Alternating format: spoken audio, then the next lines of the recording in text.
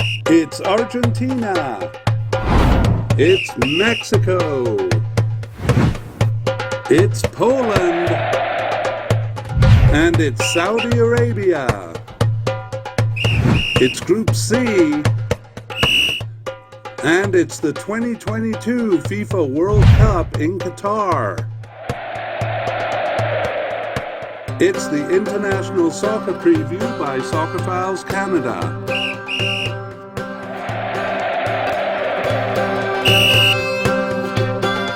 We are going to just do a summary of each team and a look at their form coming into this cup before we, just to kind of remind people of all we've talked about. And so let's begin by talking about Argentina. So in terms of a summary of Argentina, their greatest periods in the Copa America did not match their greatest periods in the World Cups. It's a shame that a strong period in the 1950s, as far as regional tournaments go, saw them not participating in 2 World Cups during that time and doing poorly on their return in 1958. Their best period in the World Cup, their 2 titles in 1978 and 1986, actually coincided with their worst period in South America, knocked out at the group stage 3 times in a row from 1975 to 1983. Second place and a hungry search for a title was their defining feature in the new millennium, a title to justify the greatness of Lionel Messi. 4 out of 5 second place finishes in Copa Americas from 2004 to 2016, and also second place in the 2014 World Cup was teeth-grindingly frustrating for them. A round of 16 finish in 2018 in the 2018 World Cup and third place in Copa America 2019 drew them even further from their title dream. Their last one now in the distant past of the 1993 Copa America. But in 2021, they got it and did so in Brazil to add a measure of glory. They can now go forward unhaunted and may prove the better for it, as their strategy seemed to rotate around Messi a bit too much over the previous decade. Argentina remain a very strong team and are better than their record, which can only be described as a drought in recent years. Since a successful period in the early 90s, second place in the 1990 World Cup and Copa America wins in 1991 and 93, they have had no titles to boast about up until that 2021 Copa America. Aggravatingly, they finished second in 4 of the 5 Copa Americas from 2004 to 16, and second in the 2014 World Cup. Internal team strife in 2018 led to an exit at the round of 16 in the World Cup and put in doubt that Messi will ever gain that recognition. Though the team controversy subsided in 2019, a third place finish in a struggling 2019 Copa America made it 26 years since their last cup win, again up until 2021, and this time inarguably, or perhaps Messi's last World Cup, they will still strive for this elusive title. Yeah, a Copa America is good, but a World Cup is what they always wanted. So, yeah, a bit of repetition there in the summary of Argentina. But let's move on to our summary of Mexico, and I'll do the historical summary, and Conan will talk a bit more about recent form. So Mexico are a middling team at the world level and one of the top 2 teams, if inconsistently so, in their own region. At the world level, the only time they passed the group stage of the World Cup before 1994 was the 2 times they hosted. And their consistent round of 16 finishes since 1994 aptly describes their level. It's supported by their results in Confederation Cup and Copa America appearances, which average out to quarterfinal finishes. By these measures, they had a peak in the 1990s with second place finishes in both, as well as 3 Gold Cup titles in a row in their own region. They have generally prized these competitions above regional ones, sending, for example, their A team to the 2017 Confederations Cup and a B team to the 2017 Gold Cup. That became a concern for CONCACAF, who after 2016 didn't allow them to participate in the Copa America, as they had done consistently from 1993. Perhaps Mexico was overestimating themselves as needing better competition than their region could provide. Since 2002, they only once qualified as the top team in the region. And in 2014, they finished fourth, requiring an intercontinental playoff to reach the Cup. In the Regional Cup too, in 5 of the 12 editions from 2000, they failed to reach the final of the Gold Cup. Nevertheless, they are on average the top team in a relatively weak region. Yeah, since 2011, the regional title has alternated back and forth between Mexico and the United States, like clockwork. It is not necessarily the case that they come second when USA comes first, as their 2 semi-final exits in 2013 and 2017 show. But they won in 2019 and USA won in 2021, with Mexico coming second. And their form is generally consistent, as their long string of round of 16 finishes in the World Cup shows. It is concerning, though, that the USA won the 2021 Gold Cup with essentially their B team, and Mexico's A team required a late winner over Canada in the semifinal of that cup. And they came second to Canada in World Cup 2022 qualifying, where they were third from the halfway point up until the final game, where they pipped the USA for second. So they may be at a slight lull in their form. This seems to be the case with their squad, a very solid team but with no outstanding talents. However, this has usually been the case for Mexico, so overall their current form does not seem significantly different from their regular form. All right, that is Mexico in a nutshell, and we will put Poland in a similar nutshell with the summary. So in summary, their only Euro qualifications have been in the last 4 cups, and that strong period is ongoing for them, accompanied by World Cup qualifications in 2018 and in 2022.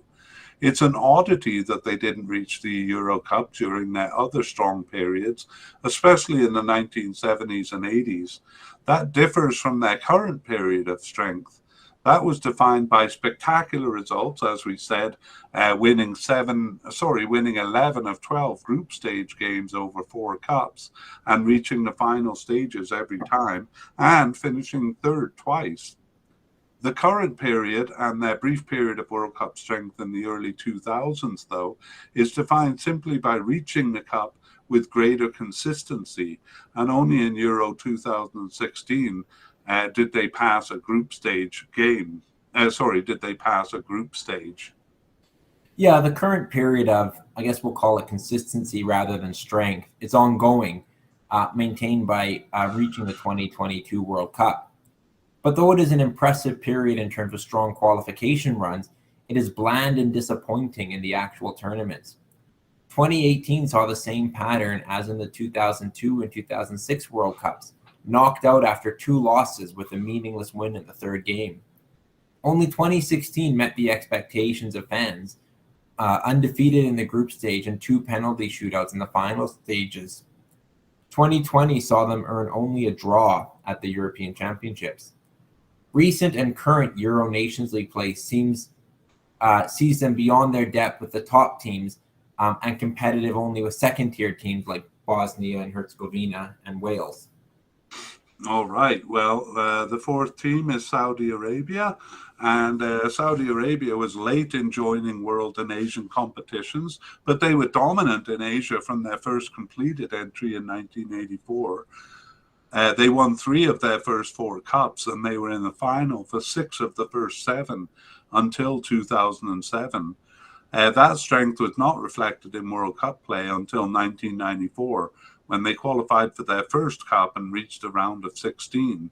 A terrible performance in the 2004 Asian Cup was the first sign of trouble, and though they had some success after that, they entered a very poor period from 2010 to 2018, failing to reach the World Cup in 2010 and 2014, and falling at the group stage of the 2011 and 2015 Asian Cups.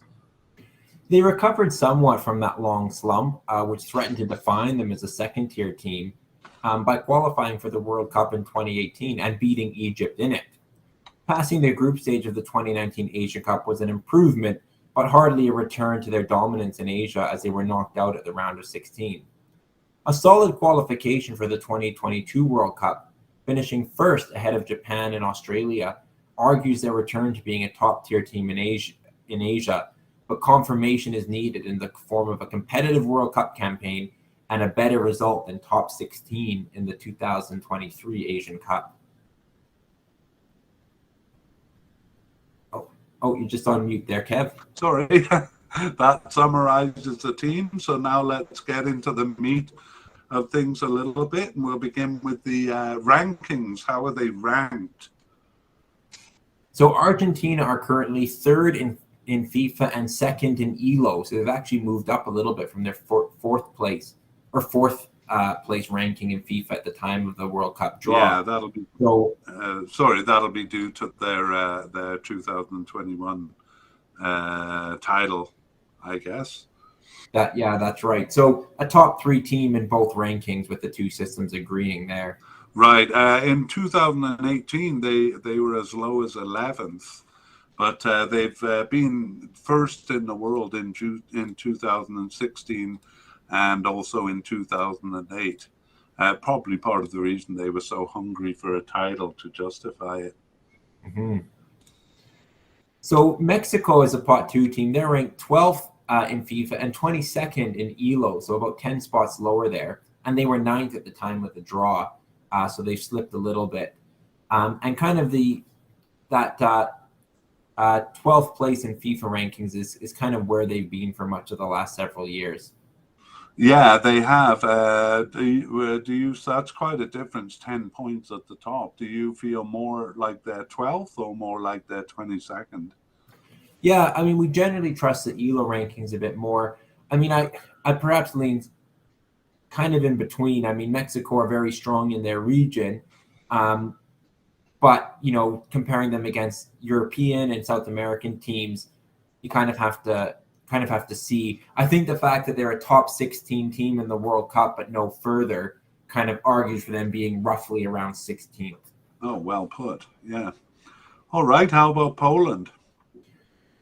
Poland are the pot 3 team, and they're 26th in FIFA and 28th in ELO. So that has them 14 spots behind Mexico in the FIFA rankings, but just 6 spots behind them in ELO. And yeah, Poland have fluctuated a little bit. They were 6th in the FIFA rankings in June 2017, but 76th in 2013. So they've bounced around, but have settled recently, kind of at that 26 mark. Yeah, those rankings kind of were followed by the ELO rankings, but not as dramatically. Rather than 6th in 2017, they were 13th. And instead of 76th, they were 53rd, which is still bouncing around quite a bit. Yeah, and then Saudi Arabia, they're the pot 14. They're 53rd in FIFA and 56th in ELO. So they are one of the lower ranked teams coming into this World Cup. All right. Well, I'll summarize by saying that, according to FIFA rankings, it's pretty clearly divided, with Argentina, Mexico, Poland, and Saudi Arabia, 1st, 2nd, 3rd, and 4th, quite separated. However, ELO rankings kind of, judging by the rankings, predicts a bit of a battle for 2nd there between Mexico and Poland, since they have Mexico only slightly ahead of Poland. All right, well, let's look at the head-to-head record. And we'll start with Argentina versus Mexico. And Argentina has dominated, winning 6 of their 8 games, tying 1 and losing just 1 other.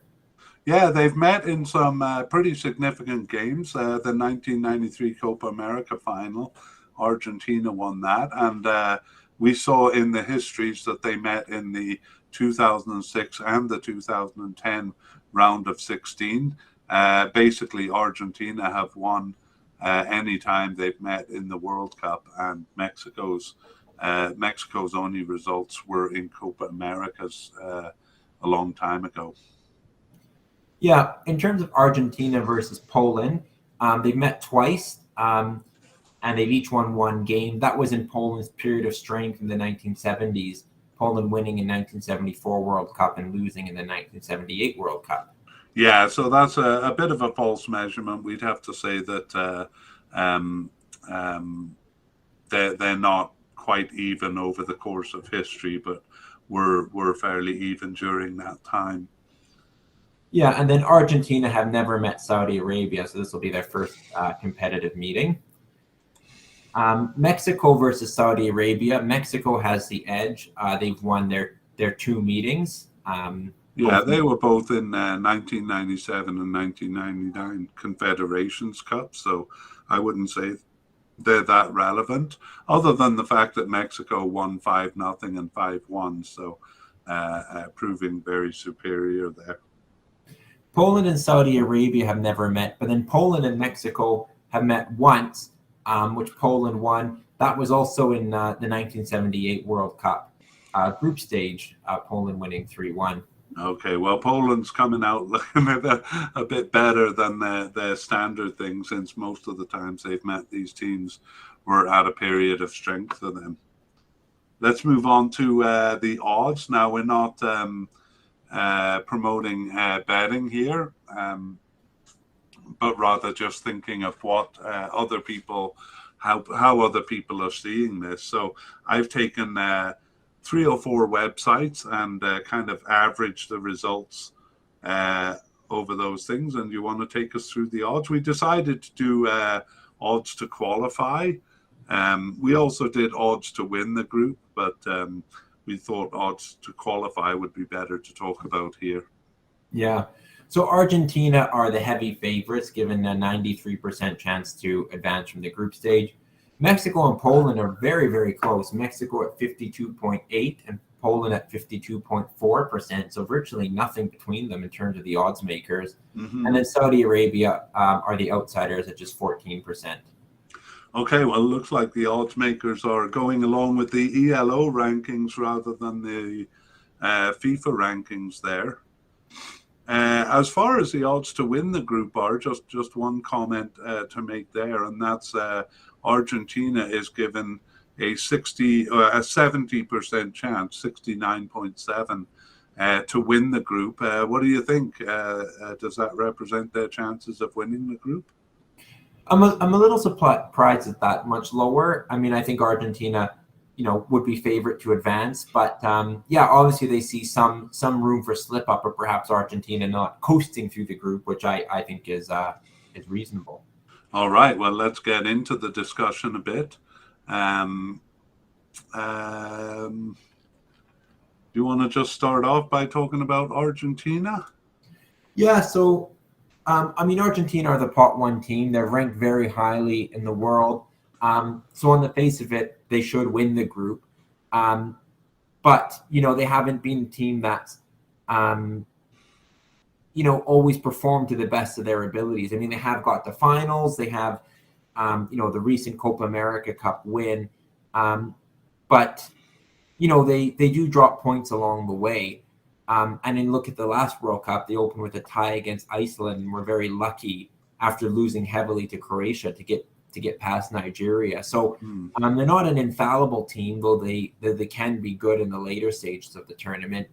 But overall, I would think that they will win this group, but not by winning all 3 games. Oh, okay. Well, I think I see Argentina a bit like England. I actually don't see any of these teams posing a threat to them, because I think Argentina is the strongest team by quite a margin. I think the only danger to Argentina is themselves. And in some tournaments, I would say by overconfidence or nerves.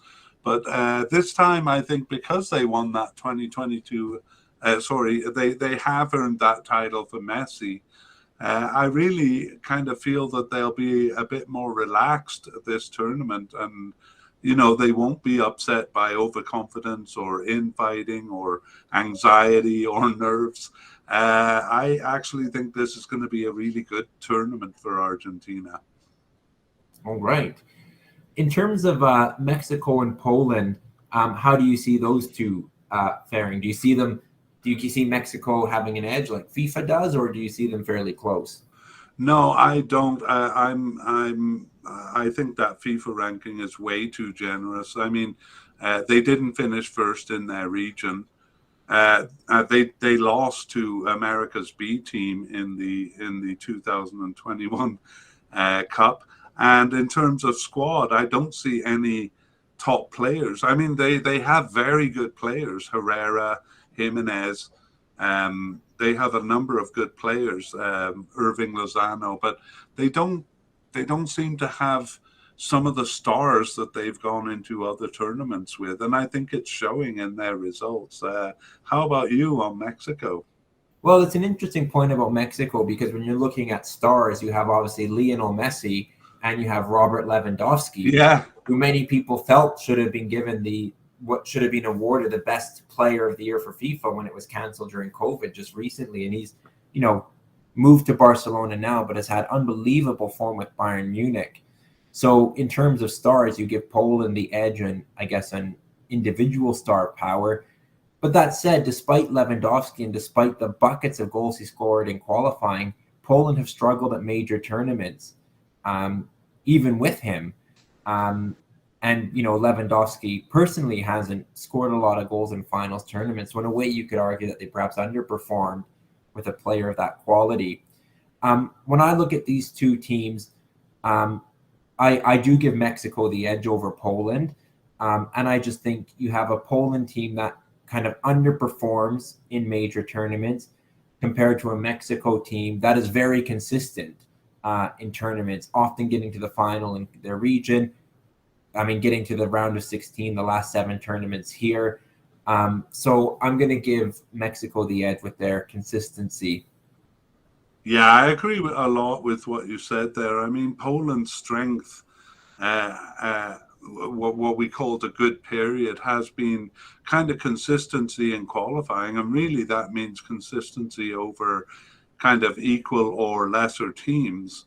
They're really not a match for bigger teams, so I don't think they'll challenge Argentina at all. And as you say, if Mexico's a better team, they may not challenge them. And they have been so bland and uninspiring in all but the Euro 2016 Euro Cup that I think that's kind of the norm for them. So despite having a great player by Lewandowski, I mean, he just doesn't seem to, whatever it is, like the team just doesn't service him well, or there's just some problem with their motivation.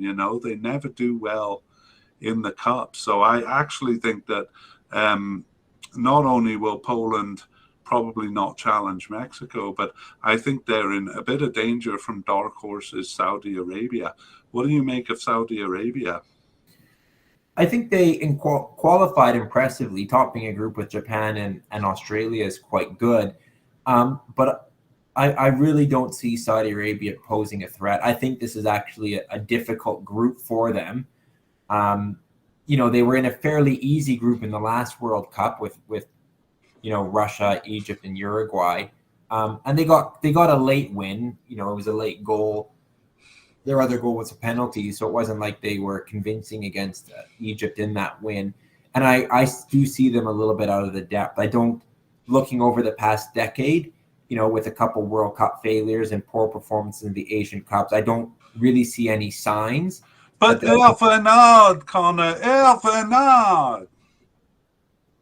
You'll have to explain that. Oh, Hervé Renard is their manager. Hervé Renard, yes. Hervé Renard, yeah, sorry, your French accent. He is a wild card. He's a spectacular international manager who took Morocco to the last World Cup, coached Ivory Coast, Zambia. So yeah, perhaps he's their I'll say second biggest asset, because the fact that the tournament is being played in Middle East, is perhaps an advantage. It won't quite be a home game, but it'll feel more like that. So maybe I'm being a bit unkind to them or discounting their home field advantage. But overall, I don't really see them posing a threat here. Yeah, I don't know. I do give them a bit more credit than you seem to be giving them. I'm kind of joking about Hervé Renard, but he does seem to bring the best out of teams. Yeah. And I do think that's a plus. And as you say, I think the climate will be a plus for them, as if they're playing at home. In terms of weather, I'm not sure in terms of culture, but they are kind of back to their best in Asia. Like, that was a very impressive qualification over Japan and Australia, and they have been much stronger in the past. I mean, they are kind of coming out of a very weak period. So a lot of people, maybe that's all they'll know about Saudi Arabia, is that, oh yeah, I've never even kind of heard of them in terms of soccer. Whereas they were like 3 Asian Cups in a row, consistent World Cup qualifications, one of the first Asian teams to pass the group stage in 1994.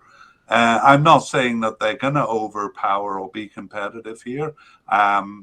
I just think they're a bit of a dark horse that other teams may take for granted. I could agree with that dark horse statement, especially being at home. Pretty much all their players play domestically, so they all play in the Middle East, in Saudi Arabia. Yeah. And you're right, Hervé Renard is a great manager who tends to get the best out of his players. So they're not to be taken lightly, but and they might be competitive at the game level.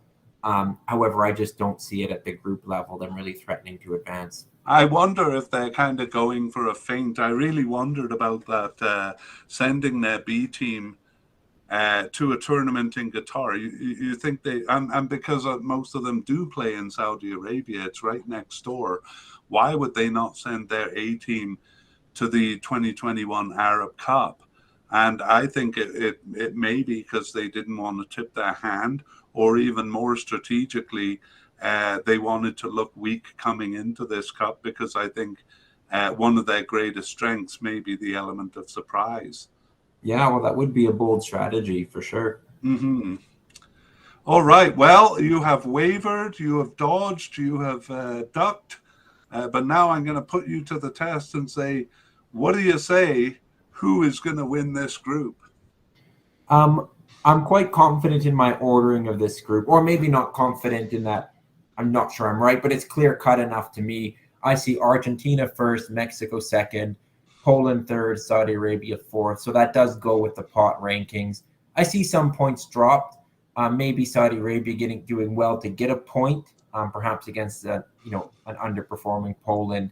But in terms of the closest battle, which I think is for second place, I see Mexico as the stronger and, more importantly, the more consistent team. All right. Well, I'm going to shock you here, because I'm going to say Argentina, Saudi Arabia, Mexico, and Poland. Saudi Arabia ahead of Mexico and Poland. I do. I realize I'm being a bit contrarian and perhaps overestimating their chances, but I think they have a lot of small things going for them. And I think playing the cup in the Middle East will be very important to them. But it's also just because, to me, Mexico seem a bit weaker. I mean, you talk about their consistency and their top 16 finishes.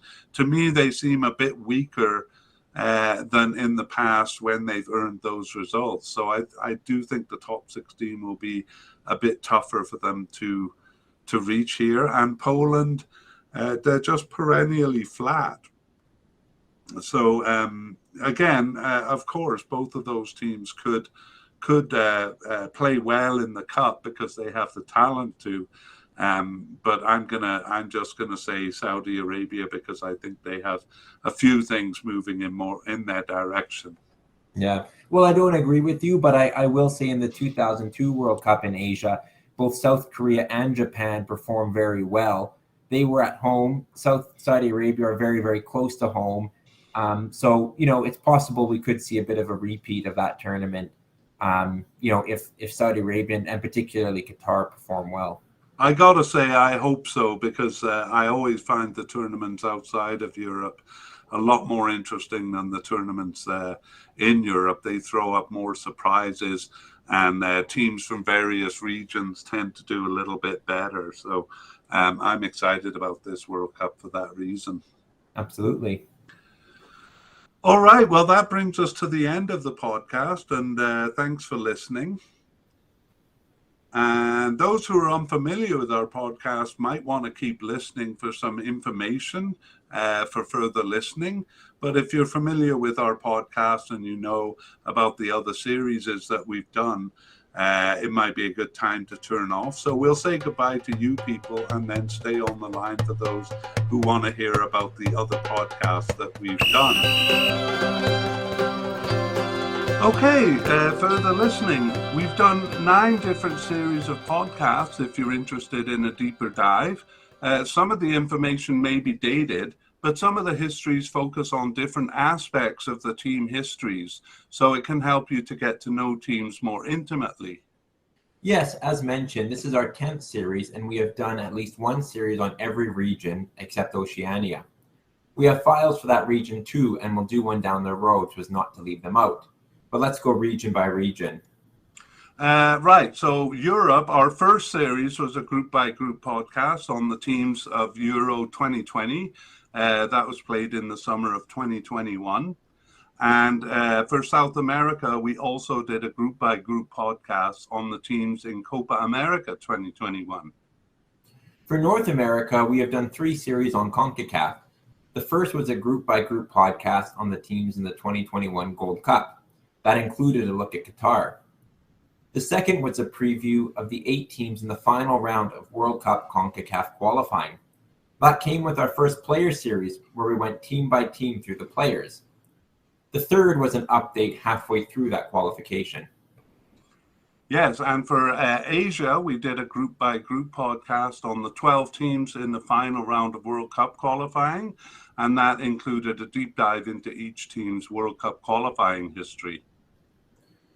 We have done 3 series on African teams. The first was a group-by-group podcast on the 24 teams in the 2021 African Cup, played in early 2022. The second, done around the same time, was a team-by-team series on the players for each of those teams.